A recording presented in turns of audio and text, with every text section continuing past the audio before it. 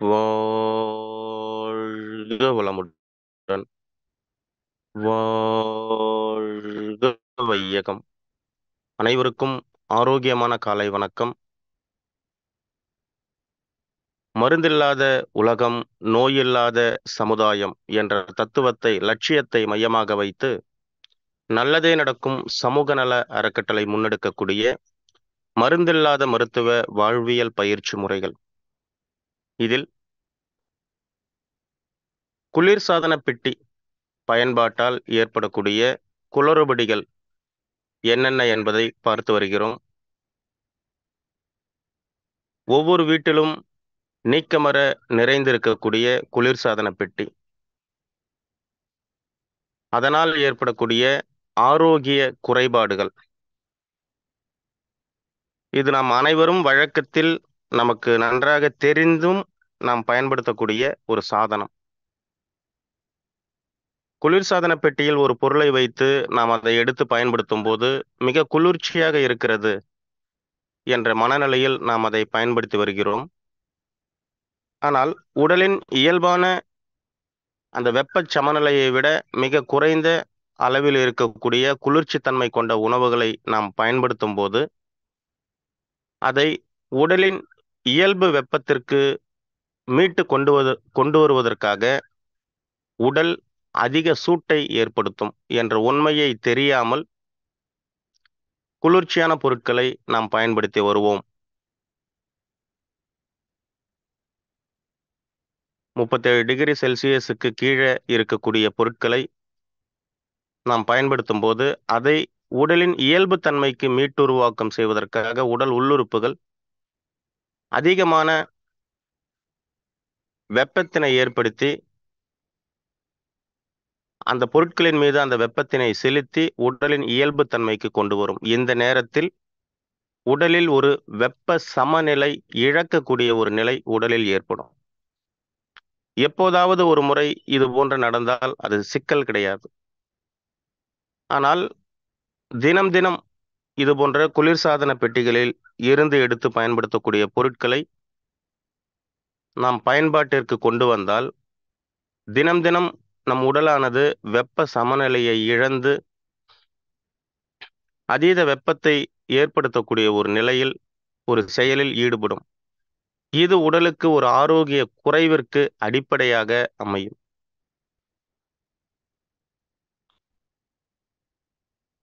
குளிர்சாதன பெட்டி இது ஆரோக்கியத்தை மேம்படுத்தும் என்று ஏதேனும் ஒரு விஞ்ஞானியோ அறிவியலாளரோ ஏதேனும் ஒரு மருத்துவரோ அல்லது பொதுமக்களோ கூற முடியும் என்றால் ஒருபோதும் கூற முடியாது. அனைவருக்குமே தெரியும் குளிர்சாதன பெட்டி என்பது நம் ஆரோக்கியத்தை சிதைக்கும், குறைக்கும் என்று. பொதுவாக உயிராற்றல் சிதைந்த, உயிராற்றல் குறைந்த, உயிராற்றலே இல்லாத உணவுகளை நாம் உண்ணும் போது, ரசாயன பூச்சிக்கொல்லி மருந்துகள் தெளிக்கப்பட்ட உணவுகளை நாம் உண்ணும் போதும், கிடங்குகளில் பதப்படுத்தி வைத்திருக்கக்கூடிய உணவுப் பொருட்களை நாம் உண்ணும் போதும் உடலில் உயிர் செல்கள் உற்பத்தி என்பது இருக்காது. உடலில் உயிர் செல்களின் உற்பத்தி இல்லாத நேரத்தில், ஏற்கனவே இதை பற்றி நாம் பார்த்திருக்கிறோம், உடலில் உயிர் செல்களின் உற்பத்தி இல்லாத நேரத்தில் அந்த உறுப்புகளுக்கு தேவையான உயிராற்றல், உயிர் செல்களை உற்பத்தி செய்வதற்காக அருகருகே இருக்கக்கூடிய துணை உறுப்புகள் இணைந்து செயல்படும். உதாரணத்திற்கு கல்லீரல் பகுதிகளில் உயிர் செல்களின் உற்பத்தி குறையும் போது அருகருகே இருக்கக்கூடிய சிறுநீரகங்களும் இருதயமும் இணைந்து கல்லீரல் பகுதிகளுக்கு தேவையான உயிர் செல்களை உற்பத்தி செய்யக்கூடிய செயல்பாட்டில் அதிதீவிரமாக ஈடுபடும். அருகே இருக்கக்கூடிய உறுப்பை காப்பாற்ற வேண்டும் என்று, குறிப்பாக கல்லீரலை, உதாரணத்திற்கு கல்லீரலை காப்பாற்ற வேண்டும் என்று இருதயமும் சிறுநீரகமும் அந்த உறுப்புக்கு தேவையான உயிர் செல்களை உற்பத்தி செய்வதில் முனையும் போது, ஈடுபடும் போது இந்த சிறுநீரகங்களும் இருதயமும் செய்ய வேண்டிய வேலையை, செயலை தற்காலிகமாக குறைத்துக் கொள்ளும். அப்ப இருதயத்துடைய வேலை என்ன? ரத்தத்திற்கு ஒரு அழுத்தத்தை கொடுத்து உடல் முழுக்க ரத்தத்தை பரவ செய்வதற்கு உதவி செய்வது இருதயத்தின் வேலை. சிறுநீரகங்களின் வேலை ரத்தத்தில் இருக்கக்கூடிய நச்சுக் கழிவுகளை உறிஞ்சி சிறுநீராக மாற்றி வெளியேற்றுவது சிறுநீரகங்களின் வேலை. இப்போது இந்த இரு உறுப்புகளும் கல்லீரலை பாதுகாப்பதற்காக ஈடுபடும்போது இந்த இரு உறுப்புகளுடைய செயல்பாடு முற்றிலுமாக குறைக்கப்படும்.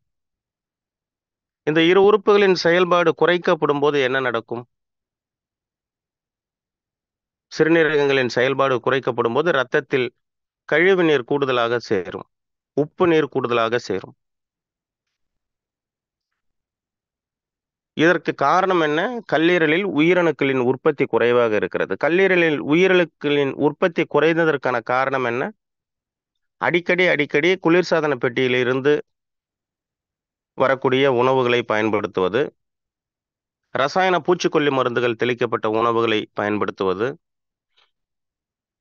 கிடங்குகளில் பதப்படுத்துவதற்காக மாதக்கணக்கில், ஆண்டு கணக்கில் தேக்கி வைப்பதற்காக அதில் எந்த ஒரு வண்டு, புழு, பூச்சி உற்பத்தி நடந்துவிடக் கூடாது என்பதற்காக அங்கு பதப்படுத்துவதற்காக வைக்கப்படக்கூடிய ரசாயன பொருட்களின் அந்த ரசாயன வேதியியல் பொருட்கள் என பல்வேறு காரணிகளால் உடலில் உள்ளுறுப்புகளில் உயிரணுக்களின் உற்பத்தி குறைய துவங்கும்.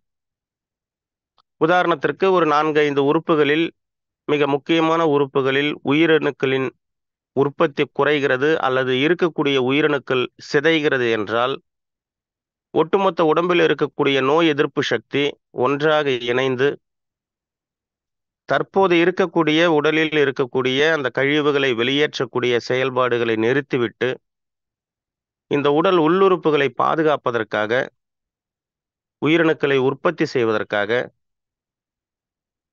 நம் கணையம் முதல் கொண்டு இந்த செயல்பாடுகளில் இயங்கும் போது, இறங்கும் போது கழிவுகளின் தேக்கம் மிக அதிகமாக உடலில் சேரும், தேங்கும். இதுவே நோய்க்கு அடிப்படை காரணியாக அமையும். என்னங்க ஒரு ஃப்ரிட்ஜ் வச்சு பயன்படுத்துறது என்று நாம நினைப்போம். நம்ம அறிவுக்கு அது குற்றம் கிடையாது. ஆனால் உடலுக்கு அது குற்றம். உடலில் இருக்கக்கூடிய ஒவ்வொரு செல்களுக்கும் அது குற்றம், தவறு. அதீத வெப்பமும் உடல் ஏற்காது, அதீத குளிர்ச்சியும் உடல் ஏற்காது.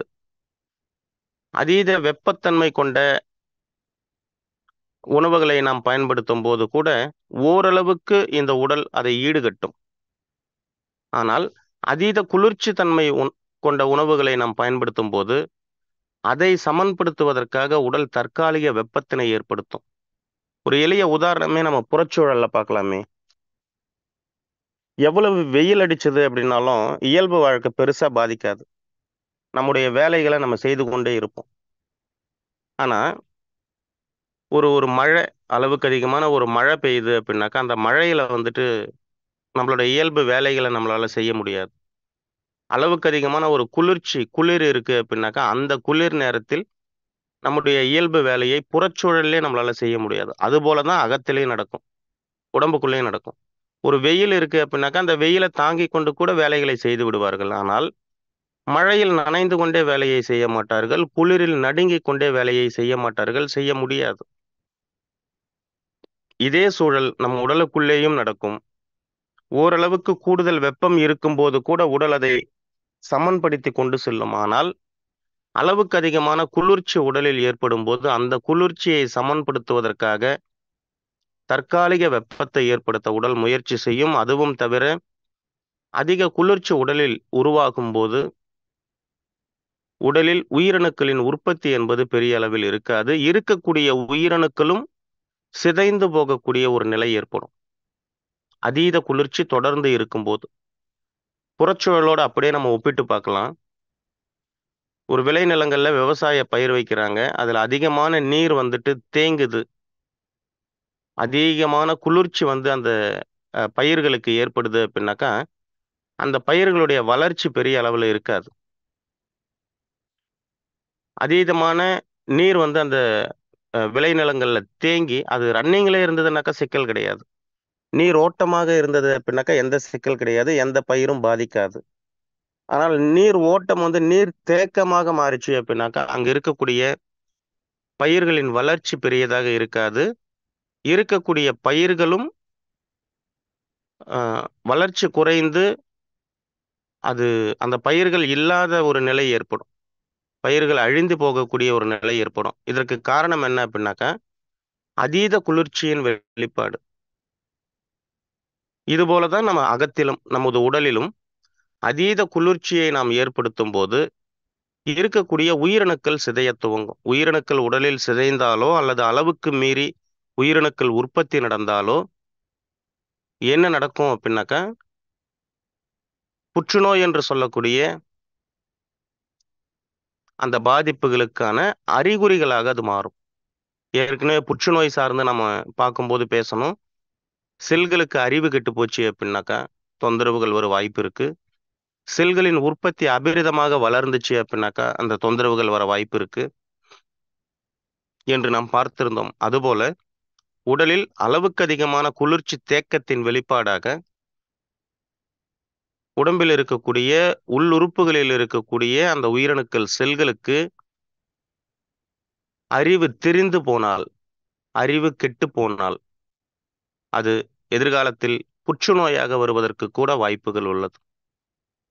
சாதாரண ஃப்ரிட்ஜ், வசதிக்காக வாங்கி வச்ச ஃப்ரிட்ஜ், உணவுப் பொருள் கெட்டுவிடக் கூடாதே என்று அதற்குள்ளே வைத்து நாம் அந்த உணவுப் பொருட்களை எடுத்து பயன்படுத்தும் போது உணவுப் பொருட்கள் கெட்டுப் போவது மட்டுமல்லாமல் உடலும் கெட்டுப் போகிறது, உடல் உள்ளுறுப்புகளும் கெட்டுப் போகிறது. இவ்வளவு பாதிப்பு இந்த ஃப்ரிட்ஜில் இருக்கே, சரி உடனே இதை தூக்கி போட்டுடலாமா என்றால் எவராலும் உடனே அதை தூக்கி வீச முடியாது. ஃப்ரிட்ஜ் அழகுக்கு வீட்டில் இருக்கலாம், தவறு கிடையாது. ஆனால் அந்த ரெஃப்ரிஜிரேட்டர்ல வைத்து எடுத்து பயன்படுத்தக்கூடிய அந்த பயன்பாட்டின் அளவை நம்மால் குறைத்து கொள்ள முடியும். அது நாம நினைச்சோம் அப்படின்னாக்கா குறைத்து கொள்ள முடியும். அது ஒரு வசதியின் வெளிப்பாடாக இன்னைக்கு எல்லா வீட்டிலையும் வந்து இந்த ரெஃப்ரிஜிரேட்டர் இருக்கு. அது மொத்தமா விலை கொடுத்து வாங்க முடியல அப்படின்னா கூட மாத தவணையில் வாங்கி வைத்துக் கொள்ளக்கூடிய குடும்பங்கள் நிறைய குடும்பங்கள் இருக்கு. கிட்டத்தட்ட ஒரு வாரத்துக்கு மேல அந்த ரெஃப்ரிஜிரேட்டர்ல பொருட்களை வைத்து எடுத்து பயன்படுத்தக்கூடிய நிலை நடந்து கொண்டுள்ளது. அது எந்த குடும்பமாக இருந்தாலும் சரி, ஒரு உணவுப் பொருளை அந்த ஃப்ரிட்ஜில் ஒரு வார காலம் 10 நாட்கள் வைத்து எடுத்து பயன்படுத்துகிறோம் என்றால் அது ஒருபோதும் உடலுக்கு ஆரோக்கியத்தை தராது. அதற்கு பதிலாக ஆரோக்கிய குறைவை ஏற்படுத்திவிட்டு சென்றுவிடும். அதிகமாக அந்த ரெஃப்ரிஜிரேட்டர்ல வைக்கக்கூடிய பொருட்கள் எது என்று பார்த்தால் நம் உணவாக பயன்படுத்தக்கூடிய பொருட்களைத்தான் அங்க வைக்கிறோம். அங்க வச்சு நல்லா இருக்கிற பொருளை அதுக்குள்ள வச்சு அதனுடைய உயிராற்றலை சிதைத்து அதை கெடுக்க வச்சு அதை எடுத்து பார்க்கும்போது ஃப்ரெஷ்ஷா இருக்கு அப்படின்னு சொல்லி எடுத்து பயன்படுத்தக்கூடிய ஒரு நிலை ஏற்படுகிறது. உணவுப் பொருளாக இல்லாமல் வெளிப்புற பயன்பாட்டாக இருக்கக்கூடிய சாதாரண பொருட்களை கூட அதில் வைப்பது உகந்தது கிடையாது. ஒண்ணும் இல்லைங்க, ஃப்ரிட்ஜில் இருக்கிற தண்ணி எடுத்து நாய்க்கு ஊத்துங்களேன், நாய் குடிக்காது. ஃப்ரிட்ஜில் இருக்கிற தண்ணி எடுத்து தொடர்ந்து வீட்டுல செல்லமா நம்ம வளர்க்கக்கூடிய மீனுக்கு ஊத்துங்களேன், மீன் அதுல வாழாது. சரி, உள்ளுக்குள்ள பயன்படுத்துற பொருள் வேண்டாம், தவிர்த்திடலாம். வெளிப்புறத்துக்கு பயன்படுத்தக்கூடிய பொருள், பூஜை அறைக்கு பயன்படுத்தக்கூடிய, பெண்கள் அலங்காரத்திற்காக பயன்படுத்தக்கூடிய பூ. நிறைய குடும்பங்கள்ல இந்த பூவை வந்துட்டு வதங்கி போயிருது அப்படின்னு சொல்லி ஃப்ரிட்ஜில் வச்சு எடுப்பாங்க. இப்போ ஃப்ரிட்ஜில் வச்சு ஒரு இரவு தங்கியே அந்த பூவை எடுத்து வெளியே புறச்சூழல்ல நம்ம வச்சிடலாமே. அதுல ஒரு ஈ வந்து உட்காந்துச்சு அப்படின்னா உடனே அந்த பூவில இருந்து கிளம்பிரும். அங்க நீண்ட நேரம் உட்கார்ந்து இருக்காது, ஒரு வண்டு உட்காராது. தேனீக்கள், பூவிலிருந்து பூவின் வாசத்திற்காக வரக்கூடிய தேனீக்கள் அந்த பூவிலிருந்து எடுக்கக்கூடிய அந்த மகரந்தம் வண்டு வந்துச்சு அப்படின்னாக்கா ஃப்ரிட்ஜில இருந்து எடுத்த பூ மேல உட்காராது முதல்ல. அதுக்கு தெரியும் இதுல உயிர் இல்லை, இது உயிராற்றல் சிதைஞ்சிருச்சு, இது இறந்து போயிருச்சு, இங்கிருந்து நம்ம உணவு எடுக்கக்கூடாது என்று வண்டுக்கு தெரியுது, நாய்க்கு தெரியுது. ஆறறிவு படுத்த மனிதனுக்கு தெரியல. அதுதான் நாகரிகம், அதுதான் வசதி என்று அதை வாங்கி வைத்து அதன் பயன்பாடு அளவுக்கு அதிகமாக குடும்பங்களில் நடந்து கொண்டுள்ளது. இது ஒட்டுமொத்தமாக உடல் ஆரோக்கியத்தை சிதைக்கக்கூடிய ஒரு செயலை செய்து கொண்டுள்ளது என்பது பெருவாரியான மக்களுக்கு தெரியாமலேயே அதை பயன்படுத்திக் கொண்டு இருக்கிறார்கள். நம்ம எந்த பொருளை பார்த்தோம் அப்படின்னாலும், ரெஃப்ரிஜிரேட்டர்ல வைத்து எடுக்கக்கூடிய பொருள், அதுல எதுலயுமே உயிர் சக்தி இருக்காது, உயிராற்றல் இருக்காது. இப்போ உயிர் சக்தி, உயிராற்றலே இல்லாத ஒரு உணவுப் பொருளை நம்ம பயன்படுத்தும்போது, உடலுக்குள் என்ன நடக்கும் என்று பார்த்தோமேயானால், அந்த உணவுப் பொருள் உடலுக்கு உகந்தது கிடையாது என்று உடனடியாக அதை தூக்கி வெளியேற்ற முயற்சி செய்யும். உதாரணத்திற்கு ஒரு அரிசி மாவு அரைச்சியாச்சு. 2, 3 நாட்கள் நம்ம ஃப்ரிட்ஜில வச்சு எடுத்து பயன்படுத்தக்கூடிய ஒரு நிலை ஏற்படுகிறது. அதுல நம்ம இட்லியோ, தோசையோ செஞ்சு சாப்பிடுறோம் அப்படின்னா, மிக சுவையாக இருக்கும். சுவைக்காக நம்ம நெறைய கலவைகள் எல்லாம் அதுல சேர்த்து நம்ம பயன்படுத்துவோம். சுவையாக இருக்கும். மாவு கெட்டுப் போகாம நல்லா இருக்கே, புளிப்புத்தன்மை அதிகமா வரலையே என்று நம்ம அத பயன்படுத்துவோம். ஆனால், அந்த மாவில் சுட்டு உண்ணக்கூடிய இட்லியோ, தோசையோ அல்லது வேறு ஏதேனும் ஒரு பலகாரங்களோ எதுவாக இருந்தாலும் சரி. அதை நாம் உண்ணும்போது இந்த உடலானது அதை செரிக்காது. முதலில் அதை செரிக்காது. இதை உடலை விட்டு நீக்க வேண்டும், வெளியேற்ற வேண்டும் என்று தான் முயற்சி செய்யும். அப்ப ஃப்ரிட்ஜில மாவு வச்சு எடுத்து, அந்த மாவிலிருந்து சுட்டு பயன்படுத்திய இட்லியாகட்டும், தோசையாகட்டும், மற்ற பலகாரங்களாகட்டும், அதை நாம் சாப்பிட்டு, எனக்கு டைஜெஷன் நல்லா இருக்கு அப்படின்னு சொல்லி நம்மளால சொல்லவே முடியாதே. இந்த இதர பொருட்கள் எந்த பொருட்களாக இருந்தாலும் சரி. இரவு நேரத்தில் உண்ணுவதற்கு உகந்த பொருளே கிடையாது தோசையும், சப்பாத்தியும். ஆனா, அந்த தோசை மாவையும், சப்பாத்தி மாவையும் எங்க வச்சிருக்காங்க என்று பார்த்தால், ஃப்ரிட்ஜில தான் வச்சிருக்காங்க. இரவு நேரத்தில் கல்லில் சுட்டு சாப்பிடக்கூடிய எந்த உணவை நாம் சாப்பிட்டாலும், இட்லி, தோசை மன்னிக்கணும். தோசை, சப்பாத்தி, பரோட்டா. பரோட்டா உணவே கிடையாது. இருந்தாலும் பெரும்பாலான இரவு உணவாக இன்று பரோட்டா தான் இருந்து கொண்டிருக்கிறது. இதில் எந்த பொருளை நாம் இரவில் சாப்பிட்டாலும், உடல் அதை ஏற்காது. உடல் அதீதமான வெப்பத்தை ஏற்படுத்தும். உடலில் வெப்பம் ஏற்படும். அந்த வெப்பத்தை சமன்படுத்தக்கூடிய செயல் இரவு நேரங்களில் நடக்காது. எனவே உடலில் அதிகமான வெப்பம் பரவிக்கொண்டே இருக்கும். எந்த ஒரு இடத்துல வெப்பம் அதிகமாக இருக்கோ, அந்த இடத்துல இருக்கக்கூடிய நீர் சுண்டிவிடும். என் உடம்புல உதாரணத்துக்கு வெப்பம் ரொம்ப அதிகமாக இருக்கு அப்படின்னா, என் உடம்புல இருக்கக்கூடிய நீர் சக்தி குறைய துவங்கும். உடம்புல 2 விதமான நீர் இருக்கு. ஒன்று ரத்தம், இன்னொன்னு நிணநீர். ரத்தம் என்பது உடல் உள்ளுறுப்புகளுக்கு தேவையான ஆற்றலை ரத்தத்தின் வழியாக கொண்டு போய் சேர்ப்பதற்கும், உடல் உள்ளுறுப்புகளில் இருக்கக்கூடிய கழிவுகளை ரத்தத்தின் வழியாக கொண்டு வந்து வெளியே தள்ளுவதற்கும், உள்ளுறுப்புகளுக்கு கொடுத்து வெளியே தள்ளுவதற்கும் இந்த செயல்பாடுகளை ரத்தம் செய்து கொண்டிருக்கும். ரத்தம் வெறுமனா பரவுமா என்றால் கிடையாது. ரத்தத்தோடு துணையாக எப்போதுமே நிணநீர் என்பது பரவிக்கொண்டே இருக்கும். இப்ப என்னுடைய உடம்புல அளவுக்கு அதிகமான வெப்பம் சூழ்ந்திருக்கு அப்படின்னாக்கா, இந்த ரத்தமும் நிணநீரும் வற்றத் துவங்கும், சுண்டத் துவங்கும். ரத்தமும் நிணநீரும் வற்றத் துவங்கிவிட்டால், உடலின் இறுதி பகுதிகளுக்கு தேவையான ஆற்றலை கொண்டு சேர்க்க முடியாது. உடலின் இறுதி பகுதி என்றால் எது? கையுடைய இறுதி விரல்கள், காலுடைய இறுதி பாதம், தலைப்பகுதி. இந்த பகுதிகளுக்கு தேவையான கூடுதல் ரத்தம் கிடையாது. தேவையான ரத்தம் போய் வராது. தேவையான நிணநீர் போய் வராது. அதனால தான் உடலுடைய இறுதி பகுதியில நெறைய நேரங்கள்ல மருத்து போயிரும், நெறைய நண்பர்களுக்கு. மருத்து போகக்கூடிய நிகழ்வு எங்க நடக்குது அப்படின்னாக்கா, பாதங்களில் நடக்கும், கை விரல்களில் நடக்கும், தலைப்பகுதிகளில் நடக்கும். அங்க என்ன அப்படின்னாக்கா, சாதாரணமாக இயல்பாக நம்ம சொல்லுவோம், ரத்த ஓட்டம் இருக்காது என்று சொல்லுவோம். ரத்த ஓட்டமெல்லாம் இருக்கும். ஆனால் நிணநீர் ஓட்டம் இருக்காது. நிணநீர் வற்றிப் போன நிலையில் இருக்கும். இதற்கு காரணம் என்ன அப்படின்னாக்கா, உடல் அதிக வெப்பத்தில் இருக்கிறது என்று பொருள். இப்போ உடல் வெப்பத்தை நாம் சமன்படுத்தணும். அதற்கு நம்ம என்ன பண்ணணும்? இரவு நேரத்துல தூங்கணும். நம்ம அதையும் செய்யறது கிடையாது.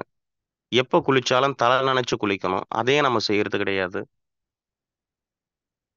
உணவுப் பொருள் உடலுக்கு உகந்த உணவா என்று பார்த்து கவனித்து உண்ணணும். அதையும் நம்ம கவனிக்கிறது கிடையாது. நமக்கான உணவை ஒரு தொழிற்சாலையில், நிறுவனங்களில் உற்பத்தி செய்து கொடுப்பார்கள். அந்த உணவை சாப்பிட்டு விட்டால் போதும் என்று நாம் நினைத்துக் கொண்டிருக்கோம். இன்று காலகட்டத்தில் பார்த்தோம் அப்படின்னாக்கா, பெரும் பெரும் நகரங்களில் அடுக்குமாடி குடியிருப்புகளில் வாழக்கூடிய மக்கள், குடும்பத்தில் இருக்கக்கூடிய அனைவருமே வேலைக்கு போறாங்க. அனைவரும்னா யாரு? கணவன், மனைவி. அதான் குடும்பமே.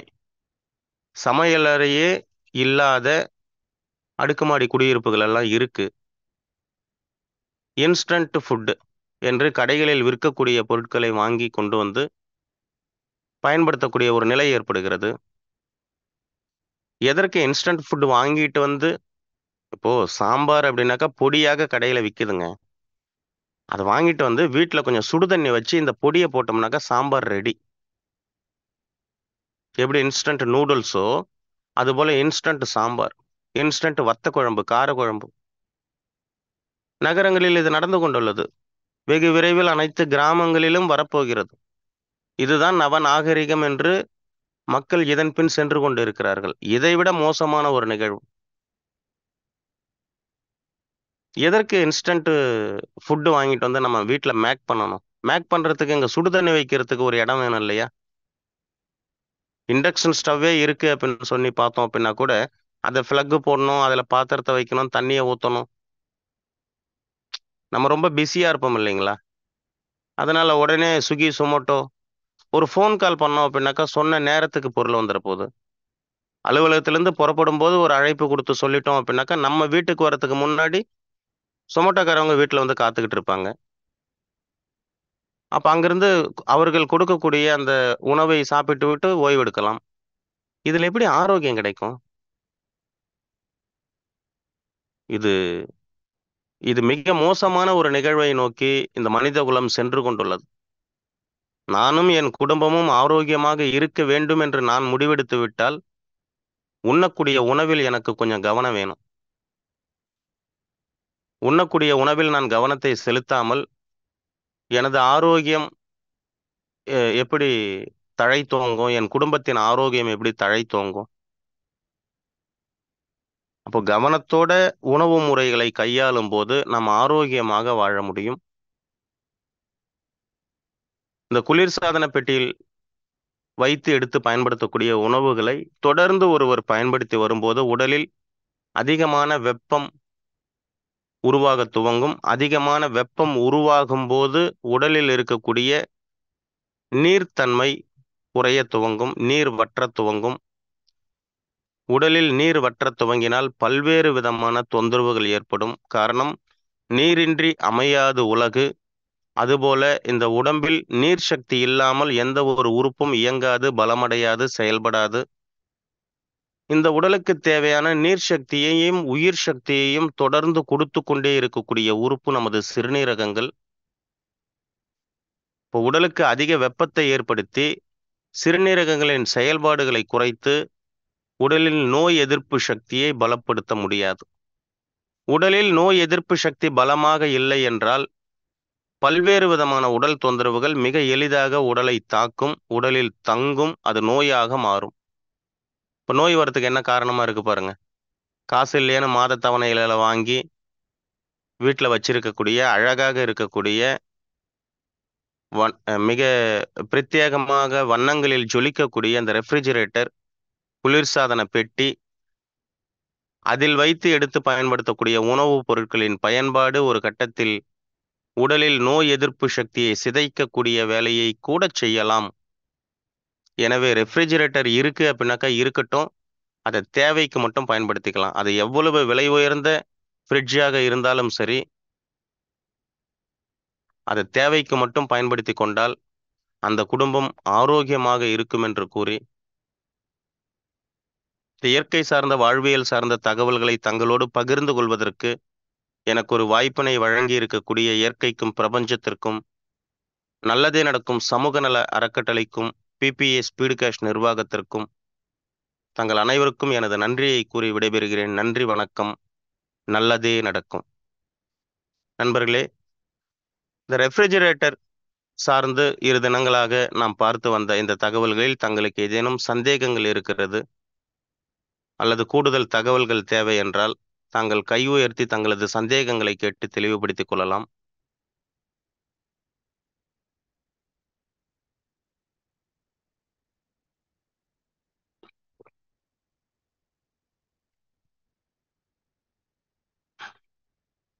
திரு அரக்கோணம் ராமலிங்கம் சார், உங்களுக்கு அன்மியூட் கொடுத்துருக்குங்க, நீங்க பேசலாம். ஐயா கேக்குதுங்களா? கேக்குதுங்க ஐயா. அப்ப எந்த பொருள் மட்டும் ஃப்ரிட்ஜில் வைக்கலாம் ஐயா? ஃப்ரிட்ஜே வைக்க கூடாதுன்னு சொல்லிக்கிட்டு இருக்கேன். இல்ல இல்ல, இப்போ அவசியமான பொருள் சிலதை மட்டும் பயன்படுத்துங்கன்றீங்களே, அதை நான் கேக்குறேன். ம் சொல்ல தெரியலைங்க ஐயா. குழந்தைங்க விளையாடுற பொம்மை இருந்தா வச்சுக்கிடலாம். எனக்கு தெரிஞ்சதை நான் சொல்றேன். சரி எல்லா சரி. பொருளையும் உணவுப் பொருளை வைக்கலாம், தவறில்லை. அதை ஃப்ரிட்ஜில இருந்து எடுத்து உடனே அதை பயன்படுத்துறது தவறு. ஒரு 6 மணி நேரம் வெளியே வச்சோம் அப்படின்னாக்கா அது கெட்டு போயிடும். ஒரு 12 மணி நேரம் வெளியே வச்சா அந்த பொருள் கெட்டு போயிடும். இந்த பொருள் இரவு தங்கனா இது கெட்டு போயிடும் என்று நம்ம ஃப்ரிட்ஜில் வைப்போம். அதை ஆமா வச்சு ஃப்ரிட்ஜில இருந்து எடுத்து அதை பயன்பாட்டுக்கு கொண்டு வரோம் இல்லைங்களா, சமைக்கிறதுக்கு கொண்டு வரோம் இல்லைங்களா, ஆமா. குறைஞ்சபட்சம் ஒரு 2 மணி நேரம் அதை ஃப்ரிட்ஜில இருந்து எடுத்து வெளியே வச்சுட்டு அதுக்கப்புறம் அதை சமையலுக்கு பயன்படுத்தினா பரவாயில்லை. குறைஞ்சபட்சம் ஒரு 2 மணி நேரம் இருக்கணும். ஆனா சரி. ஃப்ரிட்ஜில இருந்து ஒரு மாவு அரிசி மாவை ஃப்ரிட்ஜில இருந்து எடுத்து வெளியே ஒரு 2 மணி நேரம் வச்சுட்டு அதன் பிறகு அதுல தோசை ஊத்துறதுக்காக அந்த மாவை எடுத்தோம் அப்படின்னா அந்த மாவோடைய அந்த புளிப்பு வாடை அந்த வீடு முழுக்க இருக்கும். ஓ. வச்சு பாருங்க தெரியும். ஃப்ரிட்ஜில இருந்து எடுக்கும்போது நாக்குல வச்சு பார்த்தோம்னாக்கா புளிப்பே இருக்காது. ஒரு 2 மணி நேரம் வெளியே வச்சுட்டு எடுத்து நாக்குல தொட்டு பார்த்தோம்னாக்கா அவ்வளவு புளிப்பாக இருக்கும். ஏன்னா இந்த சீர்தோஷ்ண நிலையோட இந்த வெப்பத்தன்மையோட அந்த மாவு வினைபுரியும் போது அது அதனுடைய இயல்பு தன்மைக்கு திரும்பும். ஃப்ரிட்ஜில இருந்து எடுத்து உடனே பயன்படுத்தக்கூடாது. அது ம். தவறா. அப்ப அந்த புளிப்போட உள்ள போயிடும் நம்ம உடனே எடுத்து செய்யும் போது, அது கெட்டு உடனே போ. எடுத்து செய்யும்போது உடனே எடுத்து செய்யும்போது தொட்டு பார்த்தோம்னாக்கா புளிப்பு தெரியாது. அதுல தோசையோ இட்லியோ செஞ்சு சாப்பிட்டோம்னா 2 மணி நேரம் பொறுத்து வயித்துக்குள்ள போயிட்டு அது புளிப்பா மாறிடும். மாறிடும். மாறிடும். சரியா சரி. நன்றி, நன்றிங்க ஐயா. நன்றி. தொடர்ந்து பாலா சார், உங்களுக்கு அன்மியூட் கொடுத்துருக்குங்க, நீங்க பேசலாம்.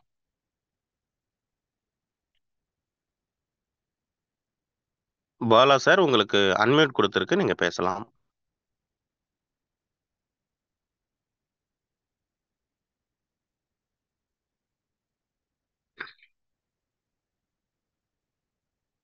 சரி, நன்றி.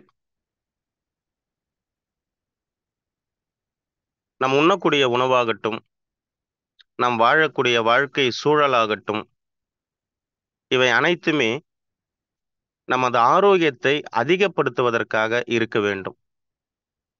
நான் நலமாக இருப்பதற்கு நான் எந்த முயற்சியும் செய்ய மாட்டேன். என் உடலில் ஏதேனும் ஒரு தொந்தரவு வந்துவிட்டால் என் உடலை கொண்டு சென்று ஒரு மருத்துவரிடம் நான் ஒப்படைப்பேன். அந்த மருத்துவர் என்னை சுகப்படுத்தி கொடுத்து விடுவார், என்னை குணப்படுத்தி கொடுத்து விடுவார் என்று நாம் நினைத்தால் அது முற்றிலும் தவறானது.